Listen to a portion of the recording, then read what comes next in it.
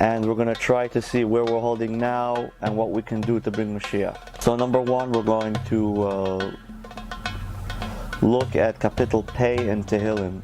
It says over here, Yecharsemeno Chazir Miyar, that the wild pig is going to trample the vineyard. Rishon Bar Yochai in the Zohar explains this inyan. And the trampling of the grapes is the fruits. The fruits is compared to Bnei Yisrael and their Avodas Hashem, the fruits of their labor, the fruits of their Avodah. And the pigs trampling the grapes, the Meraglim destroying the work of the Yidden. But before we get to that, we want to know how the Meraglim can do this and why they're doing it.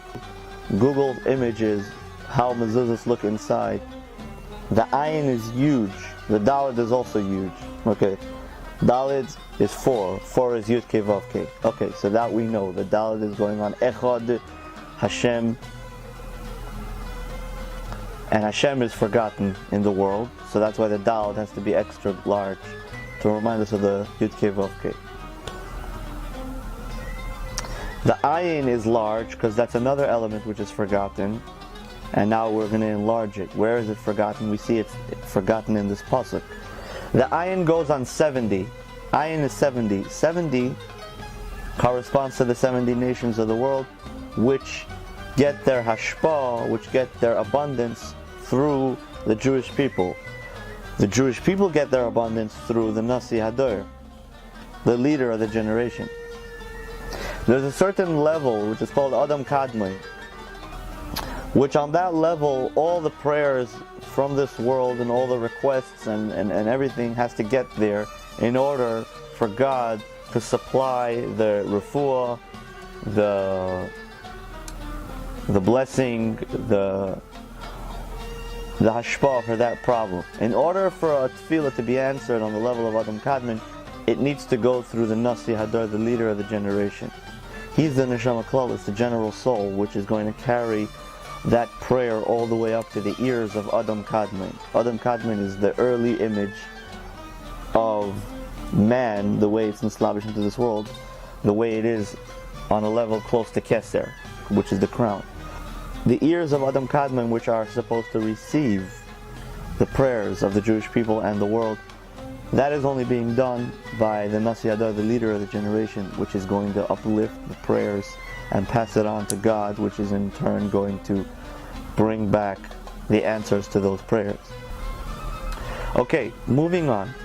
So ayin goes on the Nasi Hadar, the leader of the generation, which is, in our case, the Lubavitcher Rebbe, the Rebbe Shlita Melech HaMashiach. So he's the Nasi Hadar, fine. Now he's supposed to take our davening, bring it up to Ak, fine. Ayin is the key, the secret code for the Nasi Hadar. Here in this story of Yecharsemenu Chazir Mi Yo'ar, the ayin in Yo'ar is small, and it's stuck up there.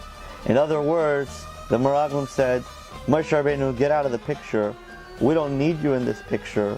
We'll push you back to where you came from, which is up there, and we're going to handle the situation. We, the Chazerim, are going to trample the grapes.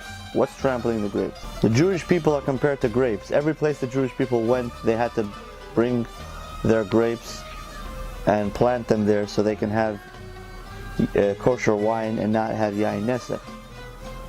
Kosher wine for kiddush, for havdalah, and for all these things. So kosher wine has always been beating all the world records because we actually know how to do it. The families and the Jewish traditions, the vineyards, the grapes have been carried around the world. Wherever the Jewish people go, they have successful wine. The wine also goes, as we said earlier, on the production of the Jewish people. The produce of the Jewish people. What the Jews are producing. It's their service of God which makes this world the blessed place it is. The Meraglim now face a dilemma or a situation where the Jewish people want to follow Moshe Rabbeinu into the Holy Land, Eretz Yisrael.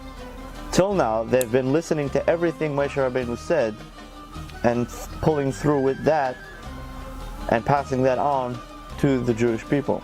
Now they decide to interfere and mix in a way they're not supposed to, in an illegal U-turn, an illegal way, and to change the minds of the Jewish people against Moshe Rabbeinu.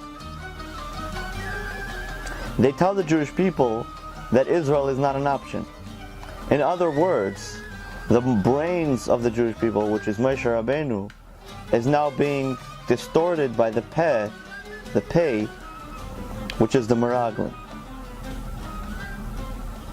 So now, with this distortion going on, the Jewish people have a problem. They're carrying their grapes, they're carrying their Avodas Hashem, but they have nowhere to put it down. At this situation, they just park in the Midbar for 40 years, at which time, instead of the Jewish people's growth, instead of their hashpah being brought out in a healthy way, it is brought out in a destructive way. Because what are you going to do with carrying grapes in the desert? You can't plant them. You need to move on to the Holy Land. At this stage, the Jewish people have a lot of issues because they were not built to stay in the desert. And that's when Yechasemenu Chazir Miyar. The Meraglim, the spies, in order to justify what they're doing by pushing Moshe Rabbeinu away, by keeping the Jews in the Midbar, they trample the Avodas Hashem of the Jewish people. They make the entire Avodas Hashem a complete horror movie. They completely distort everything that is supposed to be happening and convert it into a whole bunch of ununderstood concepts in order to distort the Jewish resistance against them and to distort the Jewish understanding of what is happening. If the Jews would listen to Shevet Levi, for example, and just follow Moshe Rabbeinu word for word, they would have saved themselves a lot of heartache. But because they decided to take the path of listening to the Meraglim, they are now going to suffer because they are going to be requesting a narrative from the Meraglim, which the Meraglim cannot provide them. They cannot provide them the new storyline because their storyline negates the leader of the generation. Their storyline negates the will of the Creator. So now, the peh, which is the pei, made a kitrug on the ayin. Now that we got that down packed, let's take another scenario where we see the ayin, which is the Nasi Ador, really small, and the pei kicking in.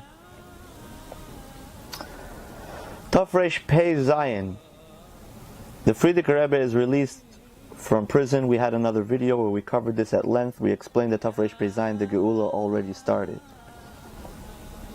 Now we're going to elaborate a little more by explaining you a concept called Nasa V'Nishma. Nasa we will do, V'Nishma, and we will hear. That is the Seder, the way it usually goes. Tafresh Pei Zayin, the Geula came. Remember, it's Pei. Pei Zayin was still happening the same thing that happened, was happening to Moshe Rabbeinu, but in a different way. The Frierdiker Rebbe, Rabbi Yosef Yitzchak Schneerson, the previous Lubavitcher Rebbe, was having a different situation that he was going through. Tafresh Pei Zayin, around 100 years ago, a little less than 100 years ago. The Frierdiker Rebbe is in Russia, and eventually he gets a okay to leave. Everything is miraculous about the entire episode. At that time, Judaism is in Russia, and the Frierdiker Rebbe, being a religious Jew, is the big resistance.